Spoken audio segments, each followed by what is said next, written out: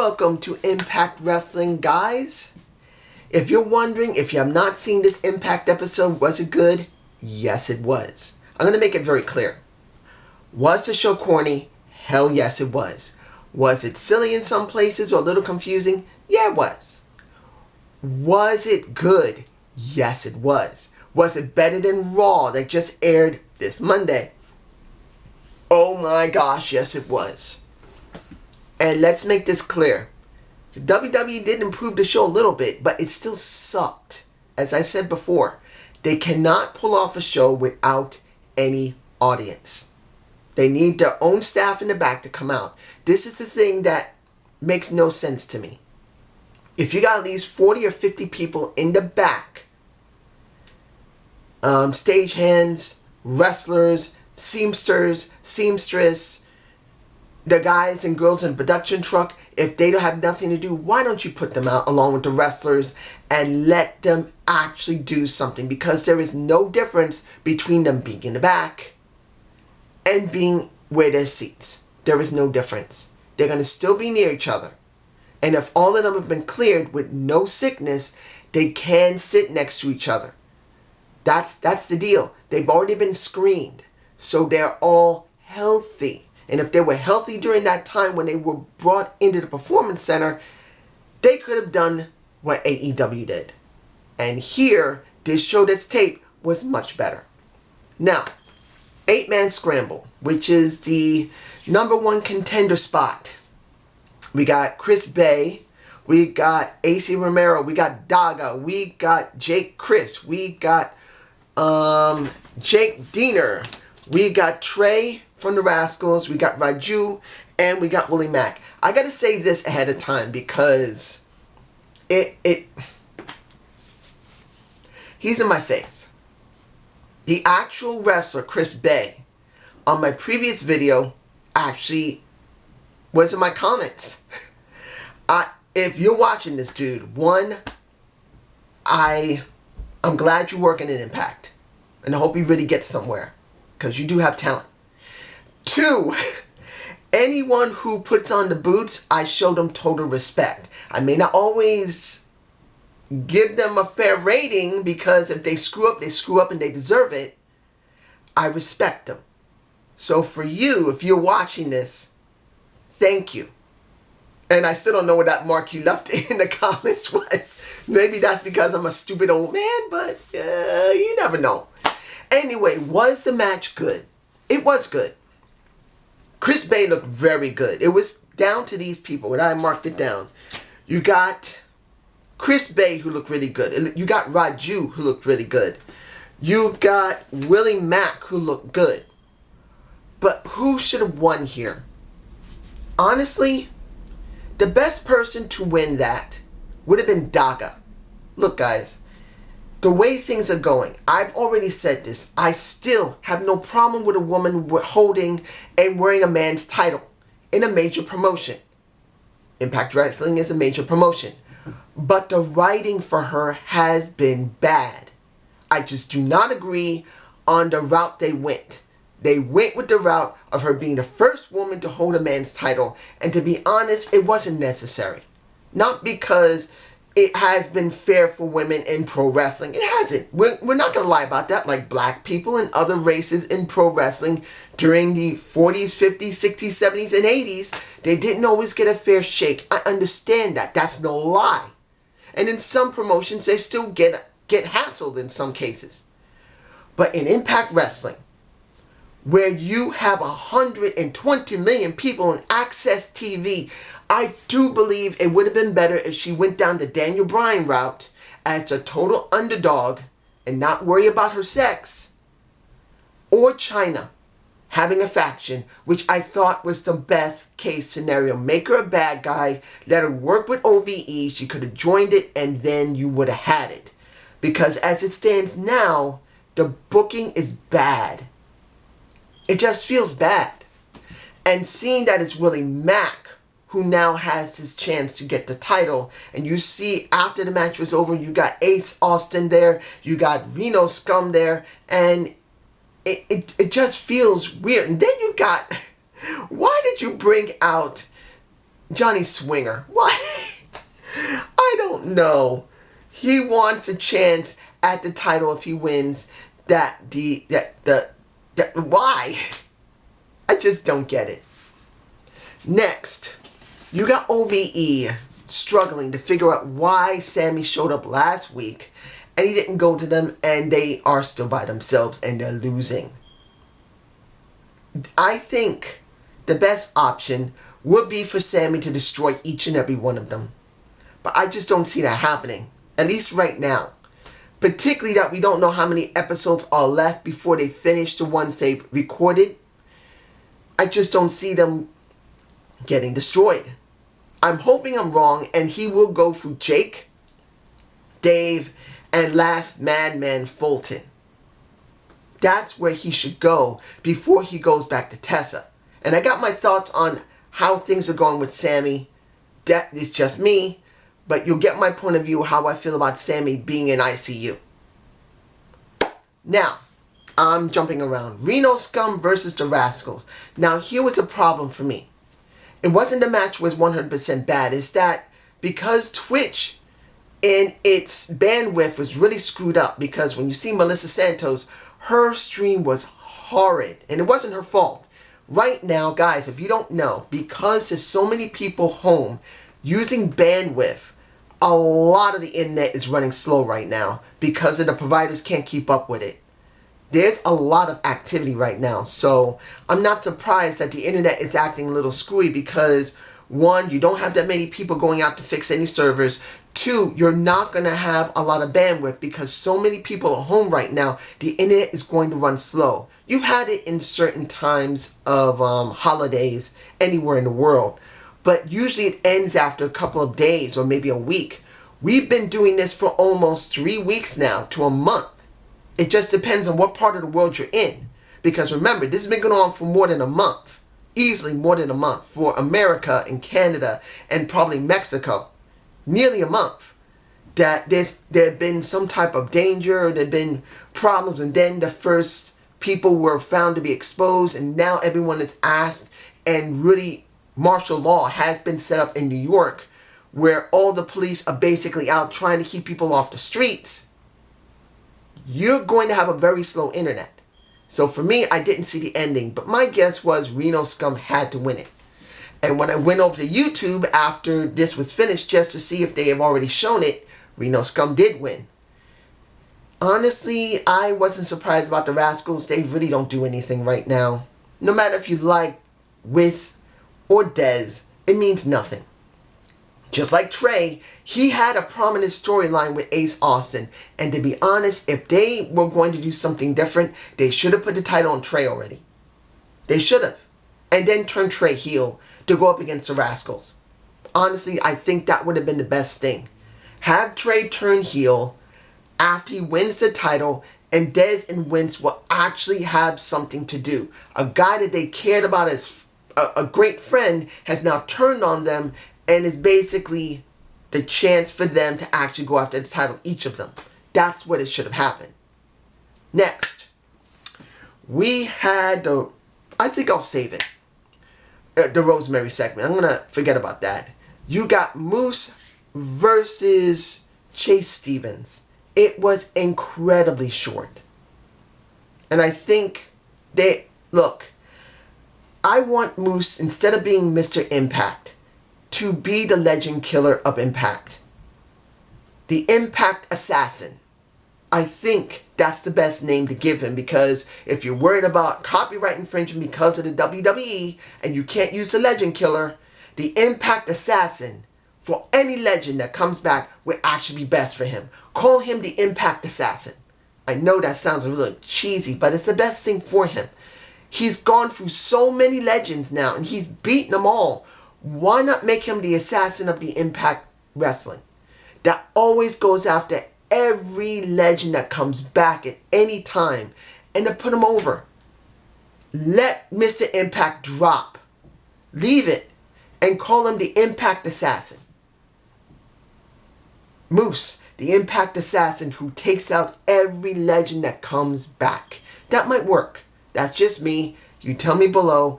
And Moose meets Suicide, his next legend he's going after. Probably TJ Perkins. I think. It's hard to tell who's under that mask. It could be TJ Perkins. My guess is it is. Because TJ used to wear the mask for quite a while before he finally dropped it. I do believe it could be him. But it could be Connolly. You never know. Caleb Connolly from NWA. Now, we got...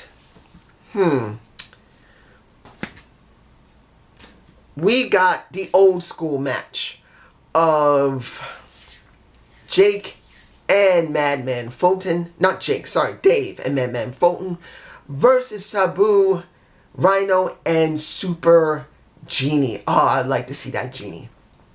I'm going to be honest here. I don't care if Super Genie's an older woman who's maybe older than me or near my own age. I don't care if she's in her 40s. I don't care if she's even nearly 50. I don't care if she's 30. She got some curvy body with a nice pair of boobs. She looked cute. Anyway, was it a good match? It was okay. It was fine. And I gotta say that Sabu didn't look too bad this time around. Because usually he looks pretty tanked after a couple of minutes. He didn't look too bad. In the end, the ECW Originals win. But what does this actually mean for Jake? No, not Jake. Dave and Madman Fulton. Jake just lost the 8-man scramble. We already saw them angry and saying they must win to prove themselves for Sammy. So the question's going to be, how far are they going to make OVE drop even more than what they've been before either Sammy joins them, or he makes them join ICU, or he destroys them like I think he should. Now, we got Sammy. And I'm going to be honest here, guys. Did I like the segment with Sammy? He sounded great. But here's the problem. Why is Sammy going after Shamrock? Why? Isn't he supposed to be going after Tessa? Shouldn't he take care of OVE first? Why are they... Well, I don't understand. This is where it gets confusing for me. You have Sami Callihan, who should be finishing up with Tessa. He should be rebuilding himself to go up against Tessa before the pay-per-view that, unfortunately, we're not going to see for a while. But wouldn't it make sense for him to go through everyone else first? That he's got to go through OVE. He's got to go through, guess who? Eddie Edwards. And then he goes back to Tessa. He destroys everyone to show that he is the draw of Impact Wrestling. But no, he's going after Shamrock, which honestly doesn't make any sense for me personally. I understand that they want to put Shamrock over before the Hall of Fame, because I'm sure they're going to bring Shamrock back, and he's going to be dealing with Sammy. In a sense, it does make some sense if he wasn't dealing with Tessa beforehand. It's like they just dropped the storyline with him and Tessa. Now you're going to say, well, maybe they just held it back for now. I'm sorry, guys. It makes better sense for him to be rebuilt now. After he started showing ICU, it makes no sense for him to go after Shamrock. He should be going after OVE and Eddie, and then whenever Rick Swann comes back, he goes after him before he goes to Tessa. Or he goes after Tessa and Rich Swann comes back. And then Rick Swann versus Sami Callihan, maybe for the Impact Wrestling Championship. I'm sure everybody would like to see that. I would. Alright. We had the last match of the night. And if I'm forgetting anything, I'm sorry. I will be going to the Undead Realm. I'm not forgetting that. But if I'm forgetting anything in between that, I'm sorry. Wait. I almost did forget. I like cancel culture, and the Deaners were funny. Now I'll go to this. You got Eddie Edwards and Tessa versus Taya and Mike. Magic Mike. This was the second best match of the night for me personally. The first one was the Scramble. This one was the second best match of the night. Was it good? Yeah. But here's the thing. Having Tessa work with Eddie to go up against Michael. It made me feel like they kind of ran out of ideas. And then you got Taya, the beautiful Taya Valkyrie, who pretty much has nothing to do. She's not holding the women's title now. She's not holding the Knockouts title. That's with Jordynne Grace. And we didn't see anything of Jordynne Grace. We didn't see anything of Alyssa. We didn't see anything of Madison Rayne or Kiera Hogan. Nothing of the other women. It's just them. Now, it could be because while they were taping, they noticed a lot of people were beginning to get sick. And maybe that's the reason why they weren't there. I can understand that. But now you got Taya not really doing anything. What is she doing? Nothing. It's not like she's in the main title scene for the women, and she's not in the main title scene for the men. So where is she? Wouldn't it be good to let her do something? If you're going to have Tessa be world champion, why don't you throw Taya the X Division title? If she can't go for the women world title, getting them mixed up, because this is frustrating me. This is frustrating me, guys. You're not going to let Taya Valkyrie go after the world title and keep it, because that's Tessa right now. You're not letting her go after the women's title, which the Knockouts is being ruled by Jordynne Grace. So why don't you let her be in that scramble that you have Willie Mack win, and now let Taya go up against Ace Austin? Yes, he's going to have to deal, well, he, meaning the Johnny Bravo, he was at that match, and I got a lot more respect for Johnny Bravo after seeing him in Gut Check. I liked how he talked. It was no nonsense. But essentially speaking is this. When you see this situation, I like to see Willie Mack get the X Division title. But if you have nothing for Taya to do, wouldn't it have been better for her to have it or Daga to have it? That's just me. You tell me below. Finally, the undead story. I think I'm going to go with that. We had a major issue when it came to the undead realm, when it came to Father Mitchell, when it came to Havoc, and when it came to Su Yung. You know what that problem was? It's in my face right now. You see it. I could not see shit of that fight between the Havoc and the Su Yung. You see them right here with Havoc holding a tire iron, or a crowbar, not tire iron, crowbar, and you see the Havoc with a machete. No, not Havoc. The Su Yung with the machete. You see I'm getting upset because I couldn't see it. Damn it. I wanted to see it, but we couldn't see it because Twitch has rules and they won't let them show blood. Ugh. Anyway, when it was all over, you see Father Mitchell pretty much banished both of them to the underworld, a desert. It was interesting to see them in the desert. But here's the thing. You have them in a desert. You have them banished to a desert. You have Rosemary earlier in the show pretty much pissed off because she still didn't have what she wanted. She wanted revenge and wanted revenge on her dad. Now you see her going to the place of banishment. I can't remember where it was. But essentially speaking, it's this, guys. You now have girl power. Because she saves the Su Yung. She saves the Havoc, saying if you want to be free, I can free you. But if you really want to get revenge, help me. I'll let you get your revenge on Father Mitchell. She didn't say it, but that's what she meant. Do this, I'll free you. That's what they do. You have Su Yung almost stabbing. I couldn't catch the image. You got Su Yung almost stabbing Father Mitchell, but then Havoc stops her, and when Father Mitchell thought he was safe, Havoc stabs him. He ends up in heaven with the good Abyss and a kitten. I don't know if I got that picture. I think I do. And he says, who booked this shit? In the end, you got 3 women now that's going to be doing something against the big boss of Rosemary. Was it a funny show? Yes. Was it silly? Yes. Were the choices? Yeah, they were kind of questionable, but it was far superior to WWE. Hands down. But this is just my point of view. Have a good day. Have a good night. Peace.